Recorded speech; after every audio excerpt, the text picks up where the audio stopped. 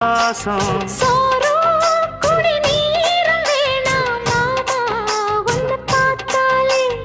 ஆரும் பசியாரும் தானாச மொழி கேட்டாலே ஒன்ன பிரிஞ்சிருக்க தன்னந்தனிச்சிருக்க அம்மம்மாடி அப்பப்படி என் மனசு ஒத்துக்காது.